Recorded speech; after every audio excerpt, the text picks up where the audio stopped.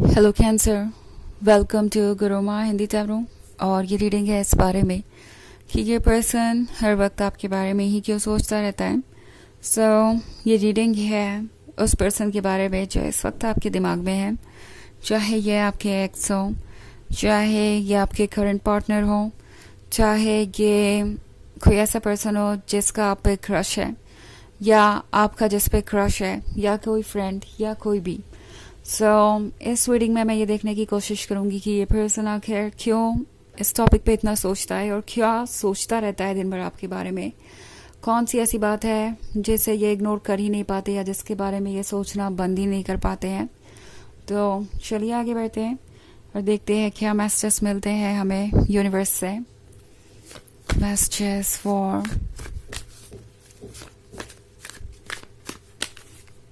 Cancer.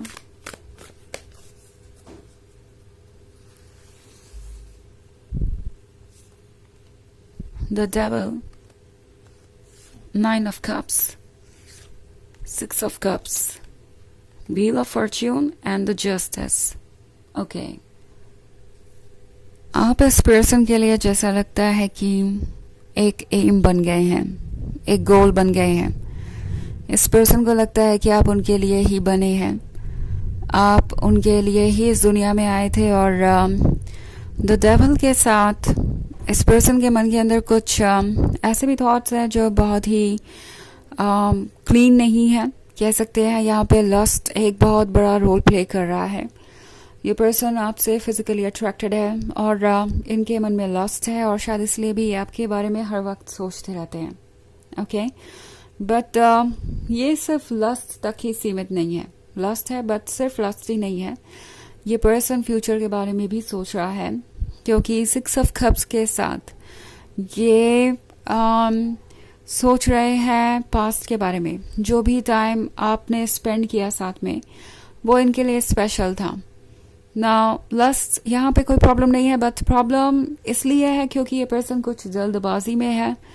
May be इनके दिमाग में ये बात आ रही है कि कोई तो रास्ता होगा आपके क्लोज आने का। हो सकता है इस वजह से वो कोई झूठ बोल बैठे या कुछ आपसे छुपाएं ताकि बस उन्हें अपॉर्चुनिटी मिल जाए फिजिकली आपके क्लोज आने की। तो ऐसा कुछ हो सकता है। उस केस में ये एक प्रॉब्लम बन सकता है। बट अगर आप बात करें इनके इमोशंस की, तो इनके इमोशंस भी आपसे कनेक्टेड है। इट्स नॉट लाइक ये इमोशनली आपके लिए कुछ भी नहीं फील करते और सिर्फ इन्होंने किसी तरीके का एडवांटेज लेने के बारे में सोच रखा है, किसी तरीके का फेवर लेने के बारे में सोच रखा है। सिक्स ऑफ कप्स के होने का मतलब है कि ये पर्सन हर एक मोमेंट को मिस करता है और चाहे जितने भी मोमेंट्स आप इन्हें दें, जितना भी टाइम उनके साथ स्पेंड करे, वो टाइम इनके लिए कम ही होने वाला है। ओके, एंड ये किसी भी चीज़ से सेटिस्फाइड नहीं है इस वक्त। ऑल्सो नाइन ऑफ कप्स के साथ ड्रीम्स बहुत सारे हैं इनके, जिसे ये जल्द से जल्द पूरा करना चाहते हैं। तो ये आपके बारे में दिन भर सोचते रहते हैं और सोचते रहते हैं कि कैसे वो कोई शॉर्टकट ढूंढ लें जल्दी से जल्दी अपने ड्रीम्स को पूरा करने का। लगता नहीं कि फ़िलहाल इनका कोई इरादा है ऑब्स्टेकल्स पे वर्क करने का और चैलेंजेस को फेस करने का। फ़िलहाल ये उसके बारे में सोच नहीं रहे। एक बार जब ये ड्रीम्स में गुम होते हैं तो फिर ड्रीम्स में ही गुम रहते हैं और ज़्यादा कुछ सोचते नहीं हैं। ऑल्सो जस्टिस के कार्ड के साथ उन्हें ये भी पता है कि ये इतना आसान नहीं होने वाला है। उन्हें पता है कि आपको कोई ऐसा पर्सन चाहिए होगा जो आपको डिजर्व करे। आप भी चाहेंगे कि आपके साथ जस्टिस हो, आपका लव रेसिप्रोकेट हो। आपको पाना इन्हें मुश्किल लगता है और जितना ज़्यादा मुश्किल लगता है इन्हें आपको पाना, उतना ज़्यादा ये आपके बारे में सोचते रहते हैं, उतना ज़्यादा ये आपके बारे में डेस्परेट होते जाते हैं। ओके, इट्स लाइक इन्हें लगने लगा है कि आप तक पहुंचने का रास्ता अनएंडिंग है। और भले ही आप कल या परसों क्यों ना मिले हों, ये पर्सन इतना रेस्टलेस है कि चाहता है जल्दी से जल्दी सब कुछ हो जाए। इट्स लाइक वो यूनिवर्स से पूछ रहे हैं कि इतना टाइम क्यों लग रहा है इस जर्नी को कंप्लीट होने में। आखिर क्यों उन्हें इमिडिएटली आपके पास आने का मौका नहीं मिल रहा। आखिर क्या वजह है कि वो इस तरह से सफ़र कर रहे हैं, क्यों उनके ही डेस्टिनी में इतनी लंबी जर्नी लिखी है।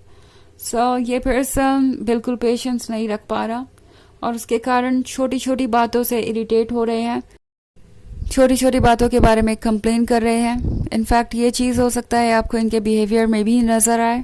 ओके, ये चाहेंगे आपसे किसी तरीके का फेवर या कुछ एक्सपेक्ट करेंगे, एंड जब आप उन्हें नो कहेंगे या बाउंड्रीज ड्रॉ करेंगे तो ये पर्सन बहुत अपसेट हो जाएगा। मे बी ऐसे बिहेव करने लगे जैसे कि आपने कुछ ऐसा कर दिया या कह दिया जो आपको वो नहीं कहना चाहिए था। आप एक अच्छे लवर नहीं हैं, आपको उनकी कोई परवाह नहीं है, या आप उन्हें वेट करवाना चाहते हैं, या कोई माइंड गेम खेल रहे हैं, या फिर आप उन्हें समझते नहीं हैं। सो एक तरीके से ये पर्सन आपको कंपेल करना चाहेगा कि आप सरेंडर करें और वो करें जो वो चाहते हैं। ये चीज़ आपको बहुत परेशान कर सकती है, और अगर ये रीडिंग आपसे रेजोनेट होती है तो टैरो आपसे कह रहा है कि अपना टाइम लीजिए। व्हील ऑफ फॉर्च्यून आपसे यही कह रहा है कि सही वक्त पे सही चीज़ें सामने आएंगी और तभी जस्टिस हो पाएगा। व्हील ऑफ फॉर्च्यून के बाद जस्टिस है। सो जल्दबाजी में कोई फैसला लेना आपको शायद बाद में रिग्रेट करवाए। आपको लगेगा कि शायद आप रुक जाते तो अच्छा होता। इसीलिए फ़िलहाल पेशेंस रखना ज़रूरी है। और ये पर्सन आपके बारे में इसलिए सोचता रहता है क्योंकि इनके इमोशंस भी बहुत स्ट्रांग है, बहुत सारे कप्स है, तो इमोशंस तो यहाँ पे एक फैक्टर है ही। इनफैक्ट आप किसी और वाटर साइन से भी डील कर रहे हो सकते हैं, हालांकि ये साइन कोई भी हो सकता है, ये बस एक जनरल रीडिंग है। एंड ऑल्सो ये सबसे रेजोनेट नहीं करेगी, एनर्जी रिवर्स हो सकती है अगर आप क्रॉस वॉचर हैं। इसके अलावा अगर आप पिछले वीक की रीडिंग देखना चाहें तो उसका लिंक आपको डिस्क्रिप्शन बॉक्स में मिल जाएगा हमेशा की तरह। तो चलिए आगे बढ़ते हैं और देखते हैं और क्या मैसेजेस है आपके लिए। Messages for cancer, 10 of cups, 6 of swords, the hanged woman, 9 of pentacles, and the world. Okay. So, 6 of swords के साथ इन्हें लगता है कि आपसे दूर जाना शायद काम आएगा। आपसे दूर जाएंगे वो तो आपको लगेगा कि आपको उन्हें कुछ ऑफर करना चाहिए उन्हें रोकने के लिए। सो प्रोबेबली ये पर्सन कोई माइंड गेम खेलने वाला है क्योंकि उन्हें लगता है कि ये उनकी मदद करेगा। 10 of cups के साथ ये बहुत ही इम्पेशेंट पर्सन है और जल्दी से जल्दी कुछ रियलिटी में बदलना चाहता है कि आप दोनों क्लोज आएं, और इसके लिए वो कुछ भी करेंगे। जैसा कि मैंने कहा, कुछ झूठ भी बोल सकते हैं या चीज़ों को छुपाने की भी कोशिश कर सकते हैं। तो हैंग्ड वुमन आपसे कह रही है कि अपने इंट्यूशन से फैसला लीजिए, अपने विजडम को यूज़ कीजिए, बिकॉज यही आपको सही डायरेक्शन में गाइड करेगा। ऑल्सो द वर्ल्ड का कार्ड है, तो ये पर्सन ये महसूस कर रहा है कि आपके आने से उनकी लाइफ में कितना कुछ बदल गया है। आप उनके लिए एक तरीके से लक बन के आए हैं, आप उनके लिए एक तरीके से एक हैप्पीनेस बन के आए हैं, और उन्हें लगता है कि अगर आपके ज़िंदगी में आने भर से इतने चेंजेस आए हैं तो आप दोनों अगर और क्लोज आए तो कितना कुछ बदल सकता है उनके लाइफ में। सो उम्मीदें आपसे बहुत हैं और इन उम्मीदों पे आप खरे उतरेंगे, ये वो चाहते हैं। बट 9 ऑफ पेंटिकल्स अगेन आपसे कह रहा है कि चीज़ें चाहे जितनी भी परफेक्ट लगें, आपको फ़िलहाल वेट करने की ज़रूरत है। थोड़ा सा यूज़ कीजिए अपने विजडम को। हालांकि ये बात इस पर्सन को अच्छी नहीं लगेगी, बट आपके लिए ये इम्पोर्टेंट है। आपको ये ध्यान में रखना है कि जहाँ भी आप कमिटमेंट कर रहे हैं वो कमिटमेंट पे ऑफ करे, वो पर्सन आपके कमिटमेंट के लायक हो। तो चलिए देखते हैं आपके लिए ऑरेकल मैसेज क्या है।